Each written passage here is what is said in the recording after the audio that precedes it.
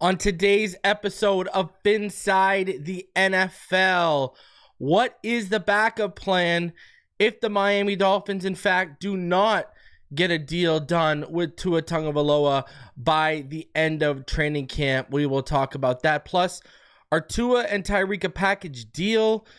Is Tyreek Hill going to reclaim the top spot as the highest paid wide receiver?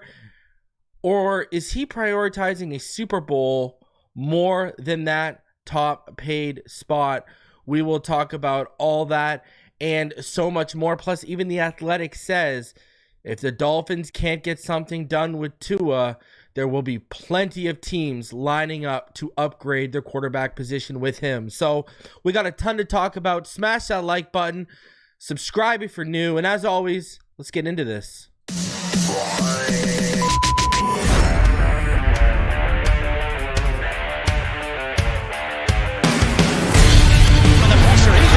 Loses the football. Touchdown! Got it! You have got to be kidding me.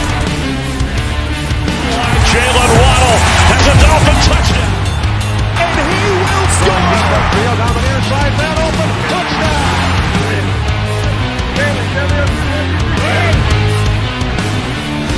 The run from Tua Tagovailoa. Touchdown! He's going deep. It's going over the touchdown again.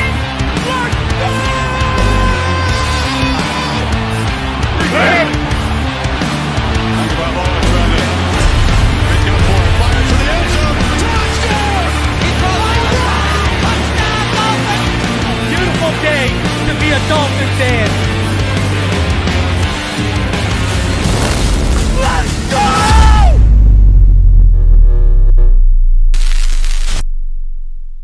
What is good, Fin Nation? What's good? It's your boy Reason. We're back here for another one.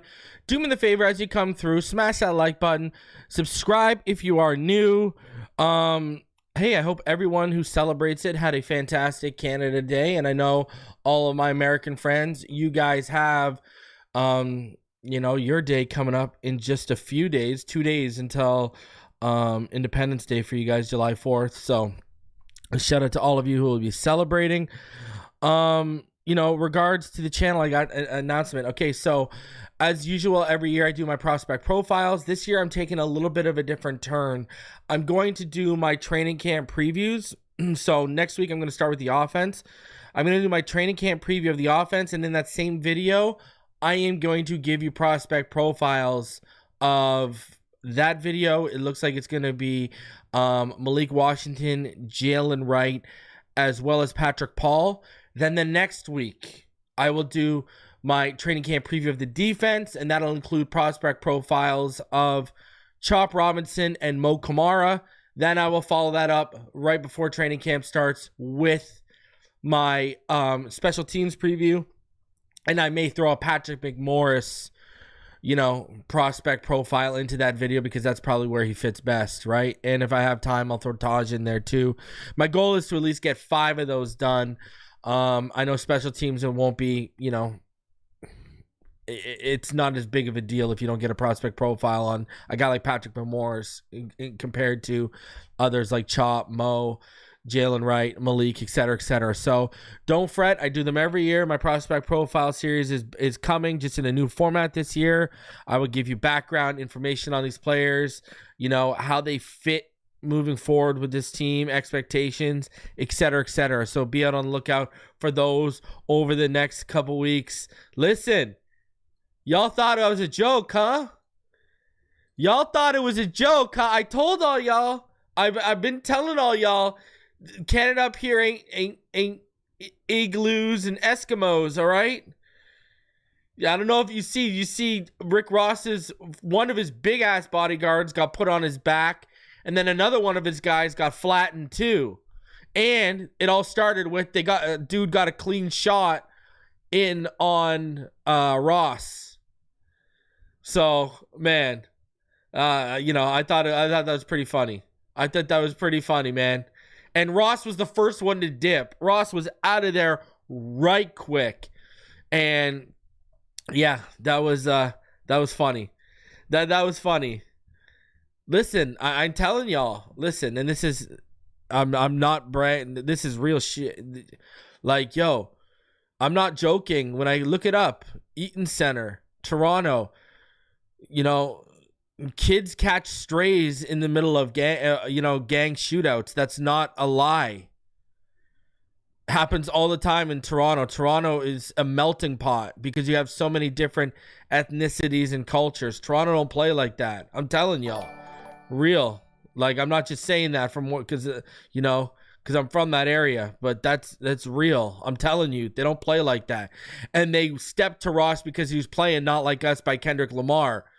And the thing is, Drake's got ties not only to, people throughout Toronto and Scarborough. Look into Scarborough. That ain't an easy area either. But he's also got ties to the Hells Angels and stuff too. So, shout out to Miami Breaker 305. He says, please hit that like button. Happy 4th of July. Hey, Miami Breaker 305. Is Breaker in your name because you break box of cards? You got to let me know. You got to let me know. You got to let me know what the deal is on that. Reason, are you more of a Drake and Kendrick fan? See, here's the thing. I've been listening to Drake since comeback season. All right? So that's before So Far Gone ever dropped, etc., etc. All right? Just like I've been listening to Kendrick since like Overly Dedicated. So I've been listening to these guys, since the late 2000s. Those two and J. Cole, like, I love them all equally, basically. I'll tell you this much. Section 80 and Good Kid, Mad City are two of the top five hip-hop albums of the last 25 years.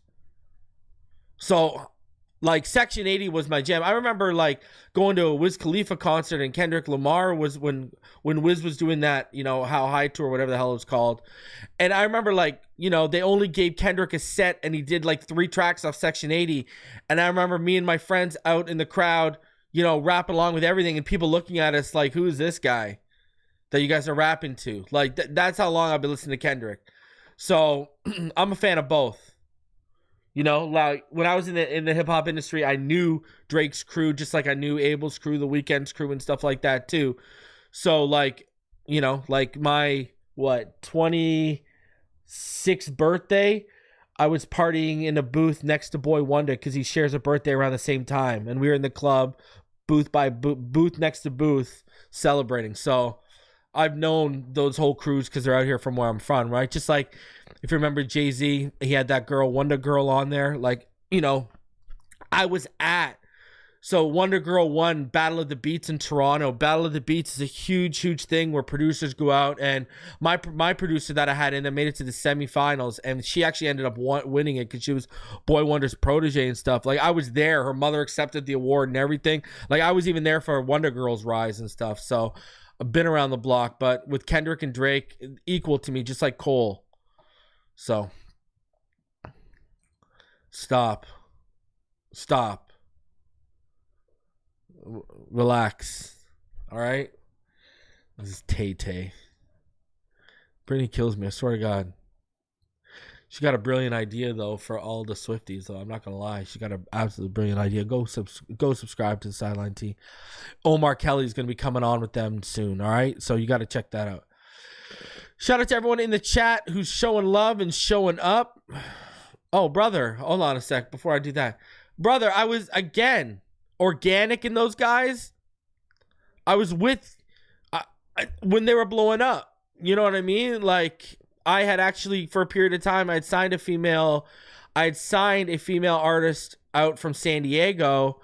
And she was a white chick that could spit, and she was a battler, and I was going to get her involved in all that kind of stuff, but things went sideways and stuff in terms of, like, with the label itself and my partner at the time, so that ended up falling through. But, like, that's why Drake can drop battle tracks. That's why Drake can come out and actually put on the gloves and battle. People don't realize Drake came up with the King of the Dot guys, too. So, yeah, King of the Dot, been since its inception. I've been around on that. You know what I'm saying? So, shout out to everyone in the chat who's showing love. Appreciate all y'all. Cycling with Vovo, Aladino Moss, Pro Special, Kyle, Coach AJ, Lemony Crawdad, Alu, Andrew Harris, 99, Nate Gahn, Ghetto EG, Jason Stamps, William Samper, Robert Thompson, Fox in a round. What's good, Austin? How you doing? Who else we got here? Pro Special, Jay Bands 561, Sam Skeet, Brittany, William Sip, who else? M Paisley 88. Shout out to you. Lo-Fi Anime. Why would they try to have those discussions with teams pre-draft to trade for Tua when they're trying to extend them? The Dolphins have not had trade discussions in the Mike McDaniel era about Tua Tagovailoa. Has not even happened. Jeff Premont, what's going on? Who else we got? Al Kilpatrick. Tom, how you doing, Tom? Santaniello, Torrey Dixon, Sean Davis, Jeffrey Ward, SoFlo Soul, Miami Breaker 305, Diggum Smacks. You've been around for a minute, Diggum. Finn's in the house. What's going on? Aaron Anders. It's not so much OVO. You got to remember, he's like, okay, at the end of the Family Matters video, the dude that Drake's meeting with at the end of the Family Matters video, that's actually he's from the Hells Angels. Chef Jew. Who we got? Russell Swan. Who else we got here? I'm trying to catch up here. Dolphin Don, Ryan AP, Ricky My Goat, Zoe Vegas, Coach Ty. What's going on? Roosevelt Bowie. So are you a President Roosevelt and David Bowie fan? Or is that your real name? Because that's amazing. M. Cord, Jennifer Forbush. Jennifer's in the chat.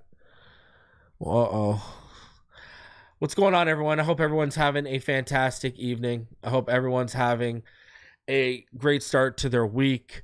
A few things I want to talk about. Number one, Josh Hart, what's going on?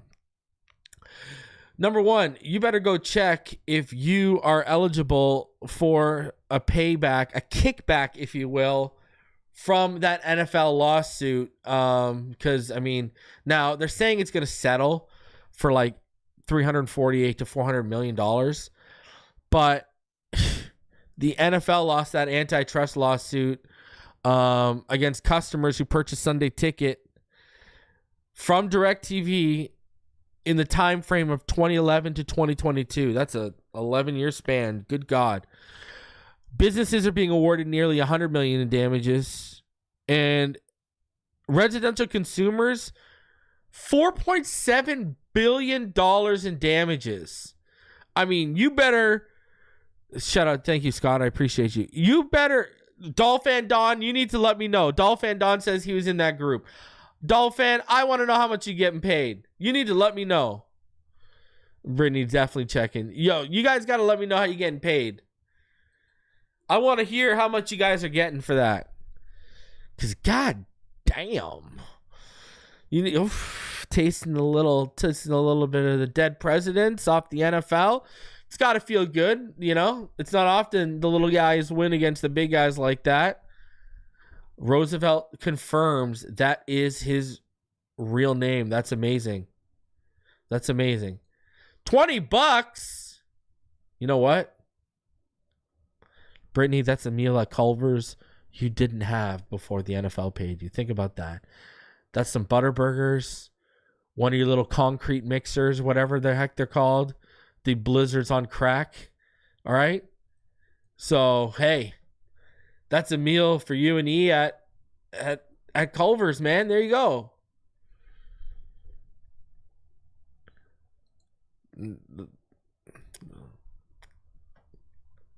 That's air money. That's air money for Ross. What's air money? The money you throw in the air at clubs. That's what that is. All right?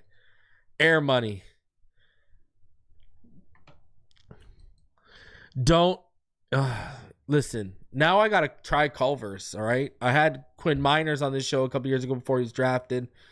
when he was sure he's going to be a Dolphin, and he had his like draft celebration at Culver's. Now I gotta try this stuff. Culver's concrete mixer. Snickers, caramel, and I forget what the other thing you had in it. Culver's is amazing. It's really that fire, huh? I'm going to tell you this. As a Canadian that doesn't have access to what you guys have, I really, really want to try Sonic, because I heard that cherry limeades, those cherry limeades are out of this world. Culver's is elite. It's that fire, huh? CeeDee Lamb. CeeDee Lamb wants to get paid, and CeeDee Lamb is now threatening, if you're not going to make me the top. Listen, I hear In-N-Out is absolutely overrated. Depends. Now, out here in Canada, we have something called a banquet burger, which is like, you know, your burger patty, your cheese, and your Canadian bacon. Like female bacon is Canadian bacon, right? Female bacon is what Canadian bacon is, all right? The Canadian bacon you get on your little Egg McMuffin, that is like a slice of ham. That is not Canadian bacon. Canadian bacon is female bacon. I'm going to tell you this right now. Oh, shout out to Robert Thompson. I did shout you out, bro. A banquet burger is fire. There's a spot near me that does smash burgers, and you get a smash burger with American cheese and female bacon on it, and then my toppings are I don't mess with mayo. I'm sorry. Ketchup, mustard, onions, lettuce, you know, a dill pickle. Beautiful. Absolutely beautiful. Absolutely beautiful. But CeeDee Lamb, back to CeeDee, because that is a very good question. That is a fantastic question, Jason Stamps. In terms of, yeah, Five Guys are amazing. I love Five Guys. Okay, so CeeDee Lamb. CeeDee Lamb is out here saying, if you don't pay me, I want to trade. Yeah, I don't eat mayo. I don't eat mayo. I don't eat sour cream. You know, unlike the majority of the population, I try to keep white creams away from my mouth. You know what I mean? White substances. So I don't mess with sour cream, and I don't mess with mayo at all. CeeDee Lamb wants to get paid, and CeeDee Lamb wants to get paid, and here's the issue. Brandon Ayuk wants to get paid too. Now, this is kind of different than Tua's situation, how this is... yeah, y'all getting that. Y'all getting see everyone's y'all see what's good.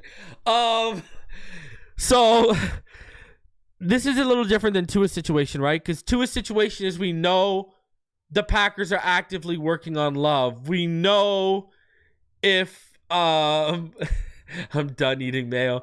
We know if Dak has a good, is having a good season, the Cowboys are probably going to go to the table. You know what I'm saying? So listen, this is interesting here, because what I think's happening here, it's a totally different situation where the other two guys, like I'm using Dak and Love as example for the quarterbacks against Tua. The other two guys in the wide receiver market, in terms of Ayuk as well as CeeDee Lamb, their teams are kind of digging in, right? Now with Ayuk, it's the fact of the matter where they got Purdy on deck. They've already got Debo under contract. I just don't think they can afford. I think that's the issue. They just can't. They just can't afford it. You know. Now Jamar Chase is going to get paid. CeeDee Lamb again. He wants to be the top paid receiver. They're already being stiff with Dak. You know what I mean? So it's a totally different, when it comes to Tyreek Hill and his whole situation, it's a totally different dynamic than the quarterback market. Now, Jason says, I'm so happy we got Waddle signed. We all are. Issue is, he's going to turn and be like, okay, Waddle's producing like 1,300 yards a year for you. At best with me here, I'm producing like 1,800. So what does that mean? I want like 32. Now, here's the thing with Tyreek Hill I want to talk about. Tyreek Hill, when you look at real money, I think Tyreek Hill, and wide receivers kind of always been like that. This running backs kind of like this too. Annual average salary matters at that position, right? Like, for some reason, that's one of those positions where they just want to show off, annual average. It ain't about the real money. You hear Omar talk about the real money. You hear everyone talk about the real money. The real money is what matters, right? But with Tyreek Hill, it seems it's kind of like, annual average matters to me. As long as the guaranteed money is fair, annual average is what matters to me. Even though he's never going to see that, but just so you can flaunt it. And it kind of plays, you look at the guys like Terrell Owens who came in the 90s where they are, Chad Ochocinco, wide receivers have always been braggadocious, showboats, whatever you want to call them. And that is just another layer to that, bragging, to that, ability to show off.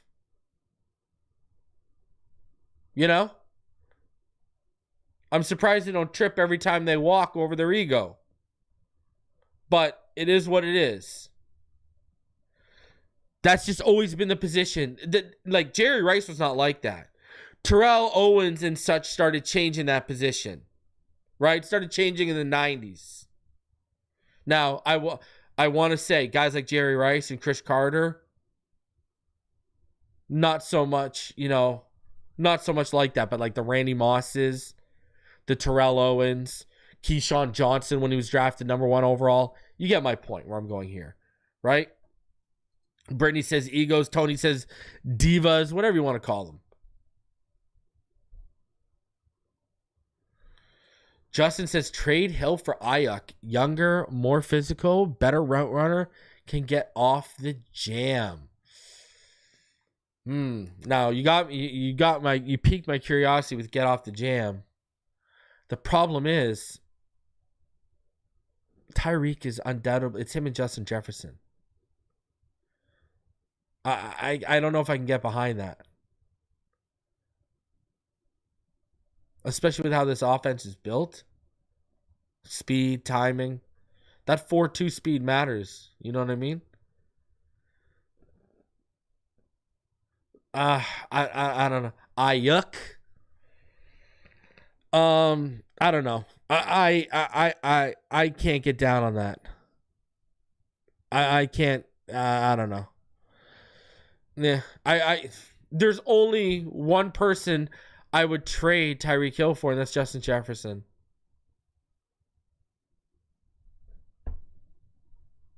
If you want my honest opinion. We can have a conversation about Devontae Adams, I guess. Nothing's wrong with ego at all. Nothing is wrong with ego at all. To be honest, to be the best in the world, you need to have an ego. You need to have confidence. You need to believe in yourself. There ain't nothing wrong with an ego. Listen, just don't confuse me calling things like it is with judging people off of that. The fact is, to be the best in the world, you got to believe you're the best in the world.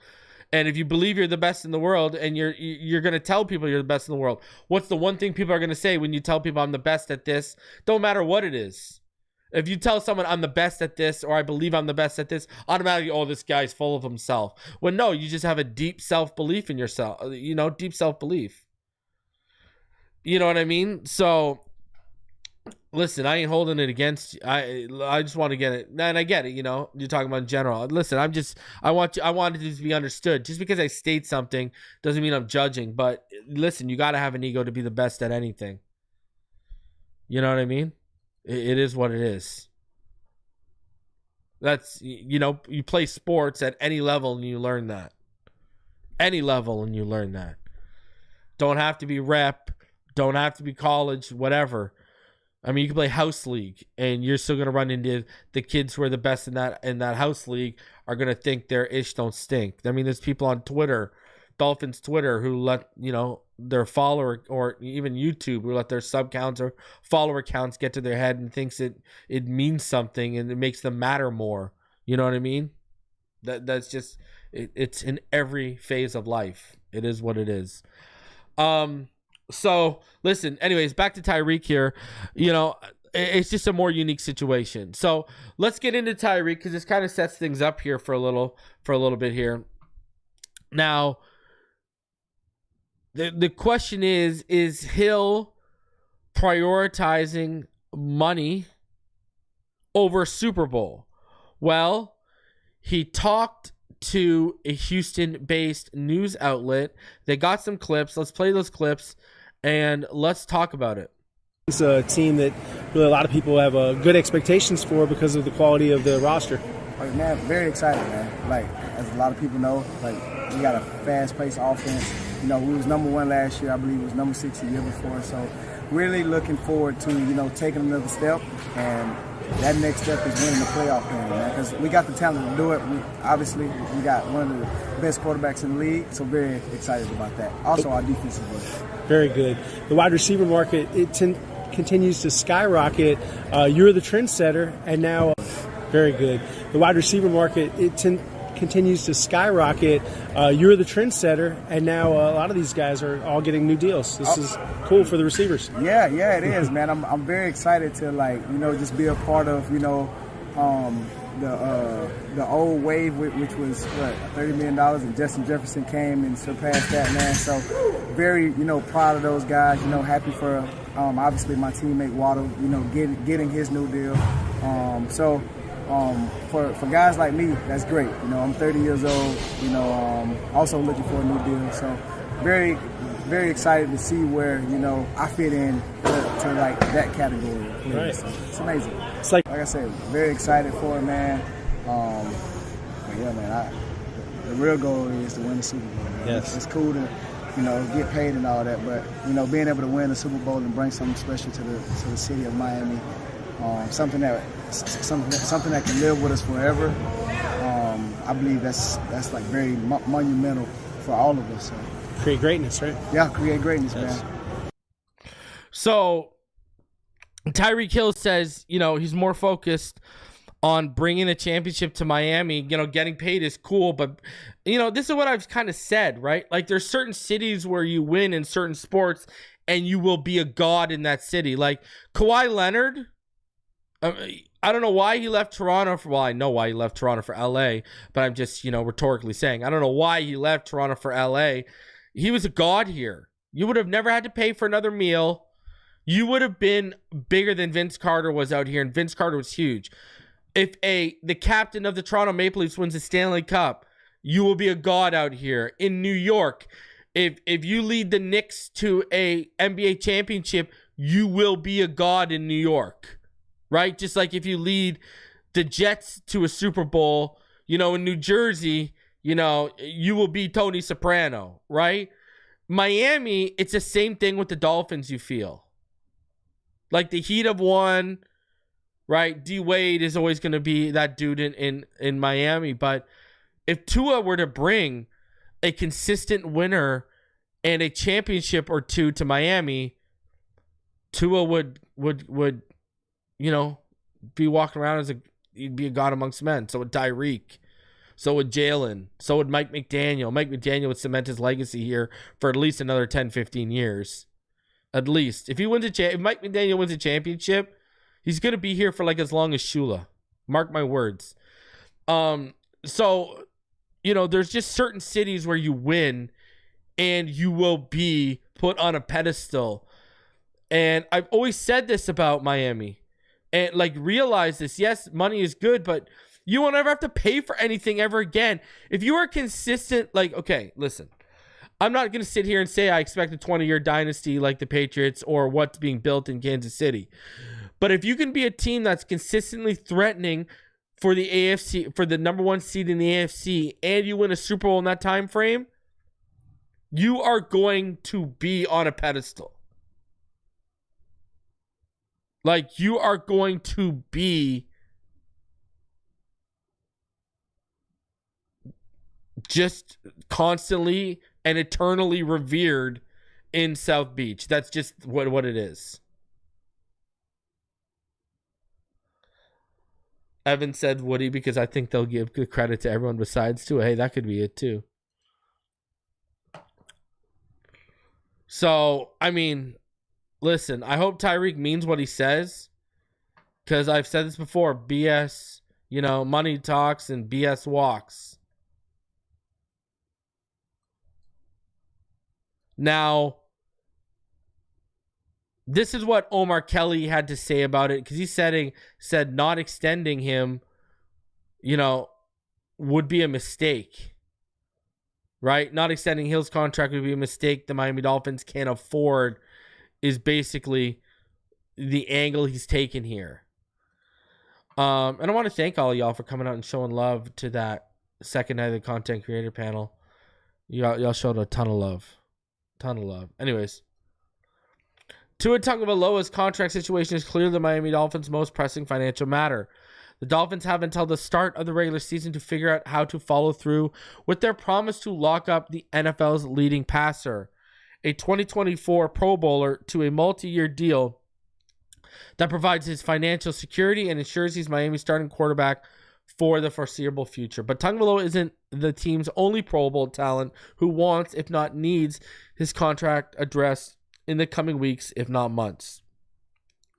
Tyreek Hill, an elite talent who was named to the Pro Bowl in each of his first 8 seasons, is entering the final year he has guaranteed money on his contract. When a player of his caliber, his cachet, and market appeal reaches that status, they generally want the contract reworked, possibly extended with a guarantee of more money in future years. This is how business typically gets done in the NFL for elite players like Hill. Considering Hill is the Dolphins' most important player, all-decade talent who is one of the NFL's top 5 offensive weapons, the 30-year-old has a right to hold his hand out. Like Tagovailoa, Hill has seen his peers be compensated handsomely this offseason, and even though he remains the third highest paid NFL receiver at $23.9 million in salaries, receivers will actually get deposited into their bank accounts, no fake money allowed. Hill has made it clear he wants his salary standing elevated back up into the position's upper echelon. See, this is what I was talking about, people. He's got the third highest real money on the books, but he cares about the annual average and how it stacks up. That's what I'm talking about. If you are one of the best Amazon delivery drivers, you want to feel some type of way if someone earns more, said Hill, who's been the league's most productive receiver over the last few years, averaging 119 receptions, nearly 1,755 receiving yards, and 10 touchdown catches during his 2-year tenure in Miami. You're going to go to your boss and say, hey, bro, I'm doing 100 routes and this person's only doing 65 routes. I'm supposed to be the top paid person. You feel me? So if you feel like you deserve something, go get it. Hill is scheduled to make $19.8 million this year, $22.9 million in 2025, and is on the books for $45 million in 2026 for a total of $87.7 million over the next 3 years. Problem is that 2026 salary was something the Dolphins never intended to honor. It was put in the contract to artificially inflate Hill's average salary per season, bumping it up from $24 million to $30 million. The Dolphins technically have Hill under contract for next season at a respectable price, but there are no guarantees in his deal, which would be problematic for Hill and his camp. Miami can do a restructuring or an extension now, and it would actually help extend the expiration date on this roster as presently constructed, because redoing Hill's deal would create as much as $14 million in additional cap space if he's given 1 or a 2-year extension, even if he remains one of the NFL's 3 highest paid receivers. And all it would require is a healthy signing bonus from owner Stephen Ross. And like Tagovailoa, whose justifications for his salary demands become even more valuable with each new quarterback deal, Cousins, Goff, Lawrence, that got signed this offseason, if the Dolphins decide to wait, say, till next offseason, which is probably their preference, don't be surprised if the price for an elite receiver goes up like the price for a franchise quarterback did. Jamar Chase will likely leapfrog Justin Jefferson, who will earn $28.4 million this season, because he's got $88.743 million guaranteed, as the NFL's highest paid receiver either in the coming months or next offseason when Chase refuses to play on his 5th-year option. And Dallas's CeeDee Lamb, who is also advocating for a new deal instead of playing on the final year of his rookie deal and the fifth-year option in 2025, will push the bar up even further. That's why Miami would be wise to address Hill's contract instead of waiting until the end of the season, when the five-time All-Pro talent will again be pushing to become the NFL's first 2,000-yard receiver, a feat he could have achieved the past 2 seasons if he'd stay healthy.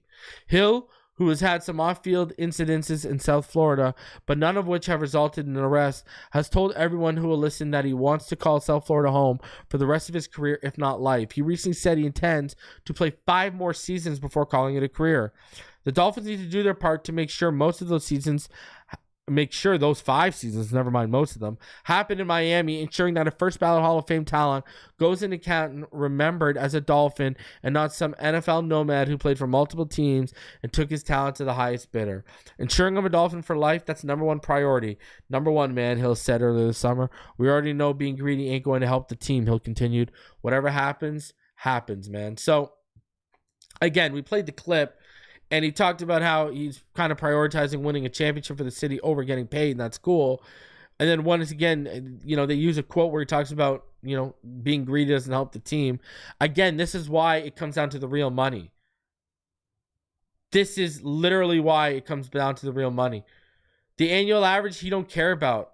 Let it inflate. As long as you are fair with the real money, you can get this done. Now, getting this done and creating that extra money, like Omar alluded to, helps this window. Why? It makes it easier to get stuff like Javon Holland done. It makes it easier to get him extended.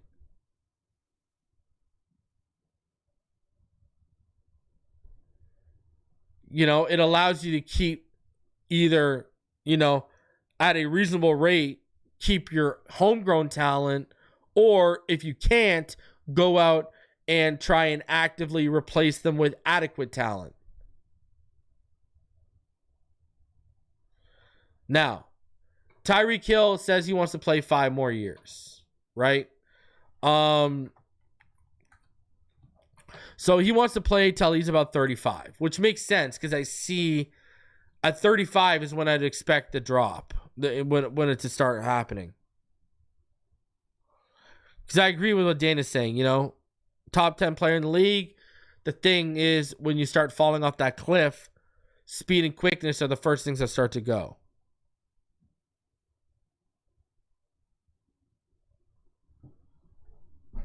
I don't know. Personally, tack on 2 years, play it out. Spread that money out and play it out. That's what I'd do. And then tack it on 2 more years. So that turns into what? I believe that turns it into a 4-year deal. If you add into, let me look. That turns into a 4-year deal, I believe. Because you got, if we're including this year. So if we're including this year, right? That would tacking on 2 more years. If you include 2024, would make it a 5-year deal. If you're not including the season, it would mean we got him for another 4 years after this year.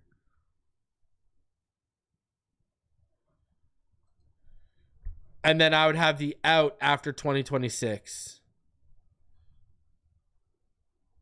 Because I'd add 2027 and 2028, right? And then I would have the out after 2026 is how I would structure that. All right, continuing on here. We're going to segue into Tua in just a second here. So let's use the, Craig Carton and his squad. We're talking about this today. And so let's start off. We'll talk about this. Here is what Craig Carton and his crew had to say about it, because they said something interesting here. Again, because it's FS1, I've screenshotted the segment and I've layered the audio over the screenshot, because when I did the Speak First segment, even though there were still shots and I switched to 4 different still shots for everyone talking, they still demonetized me because the the image was changing. So I've just still shot at this. So let's hear what they have to say. Right. This guy's contract is going to be a problem because if you're the Talking Miami about Tyreek. Dolphins or if you're any other team in this league, you're saying, okay, this guy's 31, is he on a decline, but he's unguardable, and he's arguably the best wide receiver in all of football. Right. And you're looking at his colleague over here, Jalen Waddle, with what, $70-something million guaranteed, and he's looking at him, well, he's on the brink of probably, I would say he will eclipse the 2,000 yard mark. He's right there. And if he does, even if he doesn't, he gets to that 18, 1,900, 10, 12, 15 touchdowns going into the next season. Waddle's making all this money. What are you going to do with Tua? You don't know what we're going to do with Tua. And you're the Miami Dolphins, are you going to let Tyreek Hill go? And stop there, because you don't re-sign Tua without re-signing Tyreek Hill. Yeah, you can't. Nope. You can't. Nope. That's a package. So that's why this contract for the Miami Dolphins is going to be a problem when Tyreek Hill comes back to the table. Yeah, no doubt about it. And it's obviously based on success. But, yeah, if I'm the Miami Dolphins, how do I give Tua $50 million a year and not bring back his security blanket? Because as good as Tua has been or was this past regular season, if you subtract Tyreek Hill from the mix, how good is Tua? It's basically 70-75%. Right. I mean, how good is he? I mean, how often do you see the camera pan over? Okay, see, now, there's a few things I don't agree with. I do not agree with their package deal. You know, you've already got Tyreek Hill under affordable hit this year and next. It's when 2026 hits that becomes an issue. The issue on his side is going to be guaranteed money. He's got no guaranteed money starting next year, right? So that's the issue. All right. So in terms of package deal, you can't keep them together forever in their career. Eventually, you are going to have to cut the safety cord and let Tua go. That's why you paid Jalen Waddle all this money, for him to be able to take over that air spot. The smart thing to do is, if you're going to move off this guy and you don't want to give him more money, is you dip your toes into the draft in the first or second round. Either this next offseason or the year after, if you add on like 1 year or whatever. You're not going to be able to depend on him forever. It's eventually going to be Jalen Waddle and then another number two. Hell, if he has a good year and Tyreek ain't willing to play ball, you could bring back OBJ again. If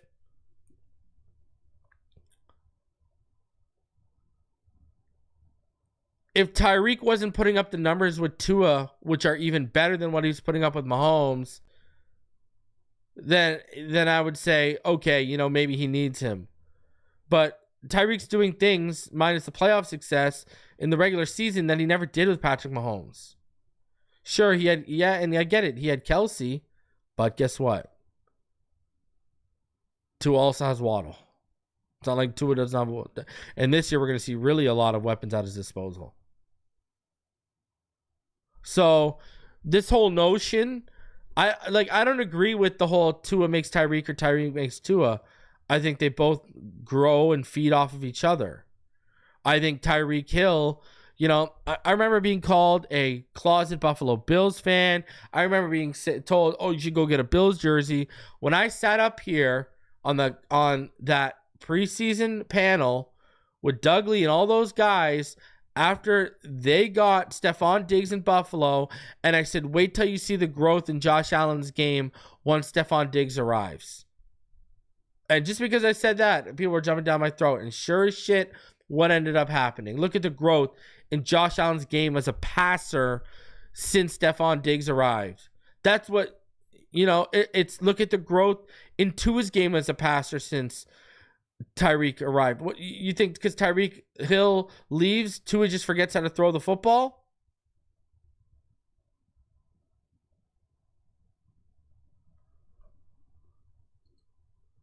And I can make an argument, Samuel Rosa. Tua is Waddle's security blanket.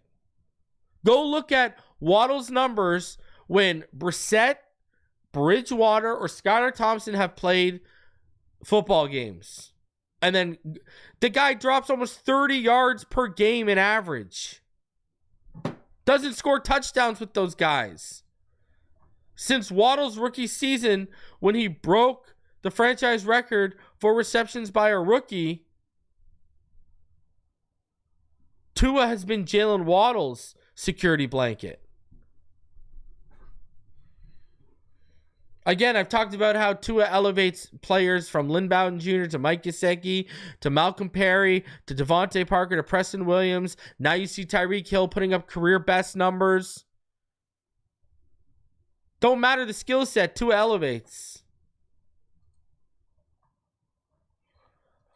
Speaking of Tua, though, let's hop into this, because what is the plan if the Miami Dolphins do not get a deal done with Tua Tagovailoa? So, we're far from the point of no return in Tua Tagovailoa and his camp's ongoing negotiations with the Miami Dolphins for a multi-year extension. Both sides are working to find a compromise, and the first real deadline is the July 24th start of training camp. And even that soft deadline can be pushed to the September 9th start of the regular season. The week leading up to kickoff is when the Dolphins' decision makers typically put their best offers on the tables for extensions. But what happens if the Dolphins and Tua Tagovailoa, who's playing on his fifth-year option, which is worth $23.1 million, can't come to terms on a deal? Much like Christian Wilkins, a three-time captain, couldn't last year. What happens if the team starting quarterback decides he eventually wants a divorce? While that's not likely, since Tagovailoa claims South Florida will be his family's forever home, it's not out of the realm of possibilities. Nobody goes into marriage expecting it to have an expiration date, but Tagovailoa did warn that it has been difficult to not take these negotiations personally. For people that talk about business, it's different than personal. Sure, I can agree to some extent. But who you are as a person, for what you do business and personal, is who you are with how you do everything. That's how I see it. Tagovailoa said earlier this month, if you can be two different people at once, hey, by all means. But to me, that's just not how I am. Now, using the franchise tag to retain Tagovailoa could be an option in 2025. One that will cost Miami something in the neighborhood of $43 million in real salary and cap space. That's certainly doable for all parties and is likely being used as negotiating leverage by both camps. Having the non-exclusive tag available protects the Dolphins for one season and maybe two if they use it the second time for $51.6 million in 2026. However, going that route would handcuff Miami when it comes to the team's spending power that offseason, since the Dolphins are projected to only have $7 million in cap space. And that's after this year's money, $16 million in cap space, is carried over to next year, if that's how Miami plans to use it. Placing the tag on Tagovailoa in 2025 would lead to some belt tightening, releases, restructured deals, shakedowns. But that has been the franchise's norm for the past 2 seasons because of the team's all-in, live for today, pay for tomorrow approach. But let's say Tagovailoa's relationship with this team sours, and or another team, the Vegas Raiders or the Giants, views the 2024 Pro Bowl starter as his perfect quarterback, and one of those teams makes him the 26-year-old an offer Miami is unwilling to match for whatever reason. Then what? Could a backup replace Tua? Mike White, who will be a free agent in 2025, and Skylar Thompson, a 2022 7th-round pick, shouldn't be viewed as realistic options to replace Tagovailoa for anyone who's seen the three quarterbacks practice or play an NFL game. Tagovailoa is drastically better than his two backups who showcased themselves all offseason because Tagovailoa was only participating in 7-on-7 work, and their output, which in fairness didn't feature Hill, Waddle, or OBJ for most, if not all of the practice days, wasn't impressive. Maybe the tune on White or Washington or Thompson changes based on what they show this season, but neither has shown he has the makeup to become. Neither one of these guys are becoming taken over. The search for an upgrade. Dallas's Dak Prescott will likely be an unrestricted free agent next offseason unless he signs an extension before the high-stakes free agency bidding begins next spring. Prescott, who has a no-trade clause and a no-tag clause in his contract, which pays him $29 million this year, will likely regain his former standing as NFL's highest-paid quarterback if he's healthy and productive in 2025. How much better would Prescott at $55 million plus a season be than Tagovailoa is a question Miami would have to weigh. And are the Dolphins certain Prescott would leave Dallas and that the Dolphins would be the highest bidders for his services? Miami's willing to give Prescott a pace-setting contract. Why wouldn't they do the same for Tagovailoa, which is the holdup in these contract talks? And then other quarterbacks who could be potentially available. It's possible that Kirk Cousins might be on the trading block next spring, considering the Falcons, which signed the 35-year-old to a 4-year, $180 million contract this offseason, drafted Michael Penix Jr. in the first round, and eventually will hand the rookie the keys to the franchise. Cousins, who's overcoming an Achilles injury he sustained last season, will likely begin 2024 as the Falcons starter. But if it's not a top-rated passer who leads Atlanta to a winning season, the Falcons might be willing to pivot for the right draft pick in 2025. Cousins will make $27.5 million in 2025, $45 million in 2026, but only his 2025 salary is guaranteed. Miami could also pursue Russell Wilson or Justin Fields, luring one of Pittsburgh's two quarterbacks. Nobody knows which one of those two will end the season as the Steelers' starter or how far either quarterback will lead Pittsburgh, but one should be available in 2025, if not both. Dolphins could also provide Daniel Jones a new home if he's dislodged from his starting role with the New York Giants. Jones, who has 2 years left on his existing contract, which will pay him $30.5 million next season at the age of 28. Deshaun Watson, who's guaranteed $46 million a year for 2025 and 2026, could be available if the price tag doesn't match his production in Cleveland. And as Arizona, they could be motivated to move on from Kyler Murray if he's not able to turn the Cardinals back into a winning franchise. The odds of any of those veteran quarterbacks being waived are slim, so we're talking about a trade that would require early draft picks, maybe a second or a third round selection, and that's being fairly conservative. Let's be honest. Are those options at whatever price in salary and draft picks substantially better than Tagovailoa, who is one of two quarterbacks to produce a 100-plus passer rating the past 2 seasons, with San Francisco's Brock Purdy being the other? Or is it time to develop a rookie quarterback? If Miami does move on from Tagovailoa and enters a rebuilding state, the franchise could turn to the 2025 draft. It's hard to say which college quarterbacks, from Shedeur Sanders to Carson Beck to Quinn Ewers to Cam Ward to Jalen Milroe to Joey Aguilar and Brady Cook, will have teams lining up for their service, jockeying to get to the top of the 2025 NFL draft. I'm telling you, man, that is not a sexy lineup. I like Carson Beck. I like Ewers. I like Cam Ward. Milroe has some tools. That is not a sexy lineup, though. The 2024 collegiate season must play out before we can formulate a consensus. However, if the Dolphins produce a franchise's 5th straight winning season, which is a strong possibility if Tagovailoa stays healthy all season, considering he had never produced a losing record in any of his previous 4 years, the Dolphins will likely have a pick no higher than 16 in the first round. See, that's the problem too, right? The other way to put the franchise in a position to draft a quarterback early is to move over the way up the draft board with trades, that would be very costly.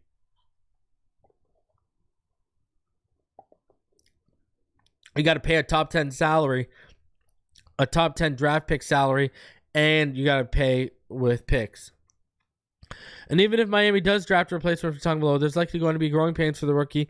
And a bridge quarterback, say former San Fran and Vegas starter Jimmy Garoppolo, who is with the Los Angeles Rams, might need to be added just in case. Once we evaluate all those alternatives break in case of emergency situations, it's fair to say Miami has options if they want to move on from Tagovailoa. But are there any more favorable, more ideal than finding a way to get a deal done with Tagovailoa, keeping the relationship healthy and moving in the right direction? See, and this is what I keep talking about when we talk about these options. Like Dak Prescott, he wants $60 million already. He has another productive year. You're going to pay Dak Prescott $60+ million? Why wouldn't you just pay Tua Tagovailoa $55 million right now? He's already proven in the system.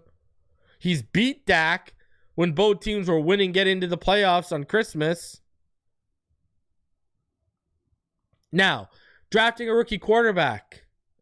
Okay, then don't give Tyreek Hill new money. Drafting a new quarterback essentially closes that window. Because you don't know what you're going to... The chances are, like I've said and like Omar just said, you're going to go through growing pains, or as I have called them on this channel, the peaks and valleys. You're going to go through that. How many teams that are in a winning window gamble on a rookie quarterback? The Houston Texans didn't know they were going to enter a winning window when they drafted CJ Stroud. That wasn't the intention. So I don't want to hear that used because teams luck out. It's very rare. Now, again, you talk about Carson Beck, Shedeur Sanders. It's not that sexy of a draft class at quarterback. It really isn't.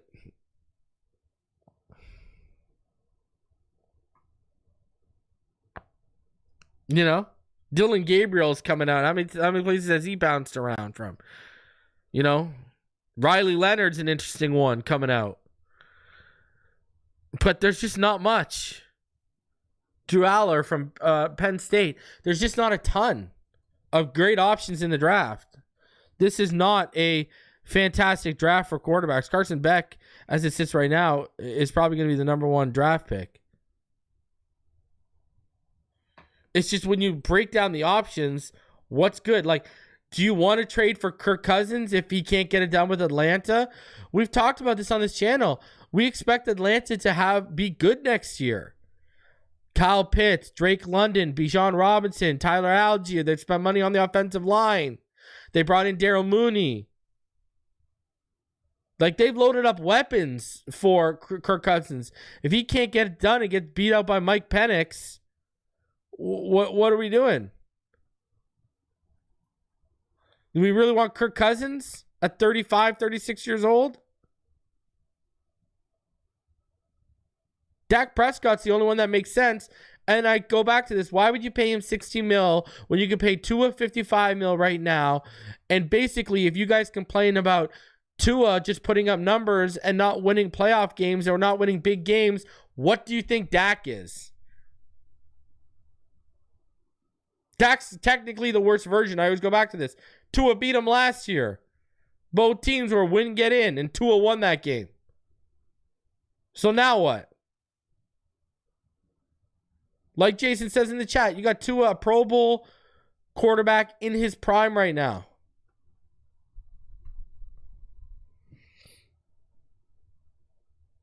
And, I don't want a Jimmy G. I don't want one of these, journeyman quarterback coming in here.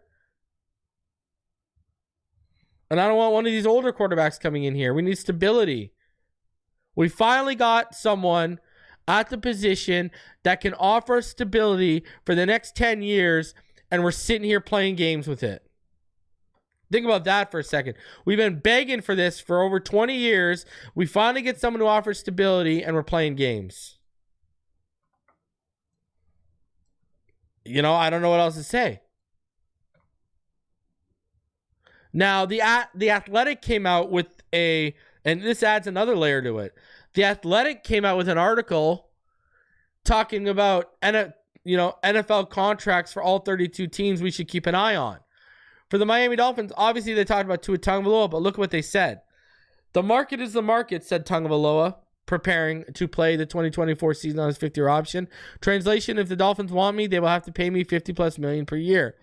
That is now the going rate for quarterbacks of Tagovailoa's caliber, as recently re-signed quarterbacks Jared Goff and Trevor Lawrence can attest. Tagovailoa's numbers are as good or as better than those players. He's still young, proved he could stay healthy for an entire season, is a great fit for Mike McDaniel's offense. Those are the arguments Tagovailoa's agents surely are making, and there's at least one more. If the Dolphins don't want to pay him, there undoubtedly will be other teams who jump at the chance to upgrade at quarterback. So all of you people who keep telling yourself, oh, no team's going to want to pay him. No team's going to want to pay him. We told all y'all what the deal was. When Daniel Jones got $45 million a year, what do you think Tua was going to get, who led the league in passing?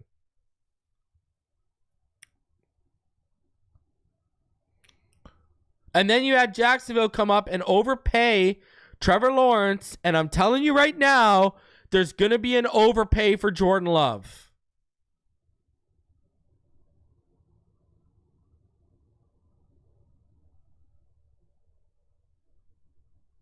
That's exactly what it is right there. We talked about it earlier. Do you really think the Raiders believe in Gardner Minshew or Aiden O'Connell to the fact they would turn a cheek to Tua, especially with Christian Wilkins in the building right now, who would go to bat for Tua, and you could put him with Devontae Adams?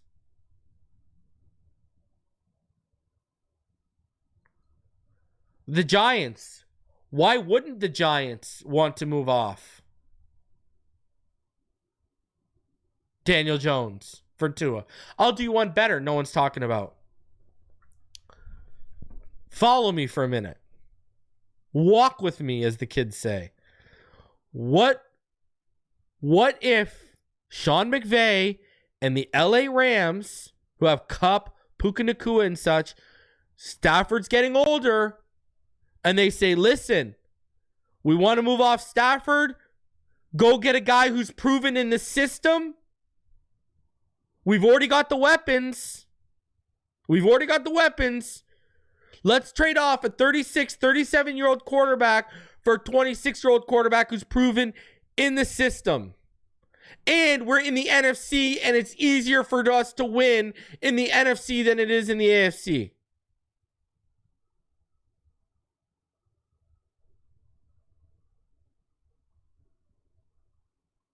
Think about that one for a second. And wouldn't it be a real kick in the nuts if they move Stafford to us?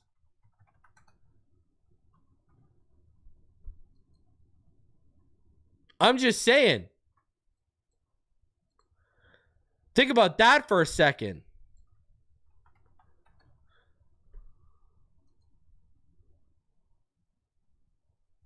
Because when you look at it, I believe, let me look at this for a sec.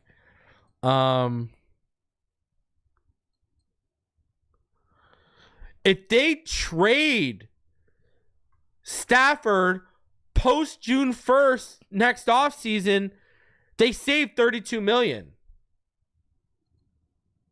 If they cut him post June 1st, they save $32 million. Now they take $18 million dead cap hits, but they can move off of him with a trade or a cut. Their out is next offseason. Just set him as a post June 1st. If they cut him or trade him post June 1st, they save $32.5 million. And you would essentially be trading off. He's going to be what, 37 by that time? In 2025 season, he's going to be 37. You could trade off a 37-year-old quarterback for a 26-year-old quarterback who's proven in an offshoot of the Shanahan offense. You just run it a little differently, but you've got the weapons, and McVay loves the motion. I'm just saying. Think about that one if they don't get it done. And Tua plays on his 5th year and doesn't want to play ball. And they don't want to franchise tag him. What if the Rams were to swoop in and say, listen, we'll trade you Matt Stafford, 37 years old, because you're out of options unless you draft someone. We'll trade you him and we're going to sign Tua. Now what? Reason, am I crazy for thinking Tyreek's drop-off won't be that huge? I think even at 33 years old, I think you won't start seeing the drop-off till 35. I've said this before. I don't think you start seeing it till 35. Over 300 of you in the room. Smash that like button. Subscribe if you're new. I'm just saying. Food for thought. Food for thought. That's all I'm saying. Because you got the Athletic saying here, other teams will line up. What if the Cleveland Browns want to move off all that guaranteed money from Deshaun Watson? There's always going to be options. What if one of these rookies don't work out that was just drafted? Either Drake May in New England, Jaden Daniels in Washington, etc., etc.